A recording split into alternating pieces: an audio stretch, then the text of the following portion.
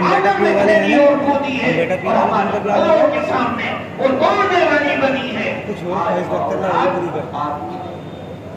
उसके सेहत पर किसी और की सरकार, उसकी अदान पर कोई और आ गया, उसकी खूबसूरती पर कोई और फरिश्ता हो गया, उसके हया पर कोई और टोका डालने वाला बन गया।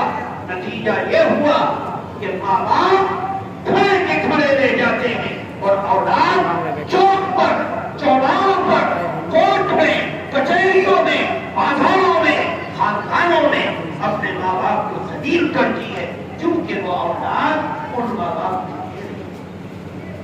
नतीजा क्या होता है कि ये औलाद बावजूद के माँ बाप ने उनको बड़ा किया, अब वो माँ बाप की गुणगान करते, माँ बाप का कहा नहीं मानता। इसी को अल्लाह के नबी सल्लल्लाहु अलैहि वसल्लम ने इरशाद फरमाया था। और क़यामत के बारे में आपसे पूछा गया कि सअलूनका अनिस्साअ, ये अल्लाह के पैगंबर क्या आपसे क़यामत के बारे में पूछते हैं, अय्याना मुर्साअ, कब उसको बर्पा किया जाएगा? आप फरमा दीजिए इन्नमा इल्मुहा इंदल्लाह, क़यामत उसका इल्म तो मेरे रब को है, मुझे नहीं पता कब दुनिया की इंतहा होगी, लेकिन होगी। एक ईमान का युद्ध है कि क़यामत बर्पा होगा रहेगा और लोगों से हिसाब किताब लिया जाएगा। अल्लाह के नबी सल्लल्लाहु अलैहि वसल्लम ने उसकी निशानी बताई। उन निशानियों में से एक निशानी औलाद माँ बाप की नाफरमान हो जाए, औलाद अपने दोस्तों के साथ हुस्न सलूक करेगी और बाप को धक्के देकर बाहर निकालेगी, डांट डपट करेगी, जुल्म करेगी, नाफरमानी करेगी।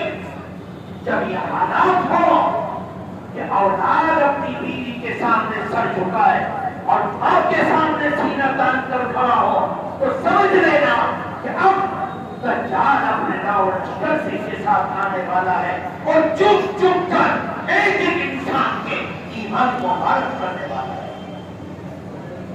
वो इसको ऐसे तलाश करेगा और वो इंसानों के दरमियान में ईमान वालों को ऐसे तलाश करेगा जैसे परिंदा आसमान से उड़कर जमीन को गिरता है और एक एक दाना चुप चुप कर अपनी चोट लेकर कोख लेता है। वो ईमान वालों को चुकेगा और उनके ईमान को हायत करेगा, तलाश करेगा, बर्बाद कर देगा। नबी करीम सल्लल्लाहु अलैहि वसल्लम ने क़यामत की निशानियों में से कि औलाद का माफ करना, आज औलाद का मान होगा। बच्ची मां की नहीं रही, बेटा बाप का नहीं रहा, खानदान की शराफत कहां गई, खानदान का कल्चर कहां गया, ईमान की बरखा के नारे लगाने वाले कहां गए, ईमान की बात करने वाले कहां चले गए, उनकी बातों का असर हमारे जमाने में लोगों को दीन की बातें सुनने को मौका लेकिन डरते थे। ईमान की बात के सामने डर कर काम जाते, कुरान के सामने माने रखते थे। दीन और शरीयत की बात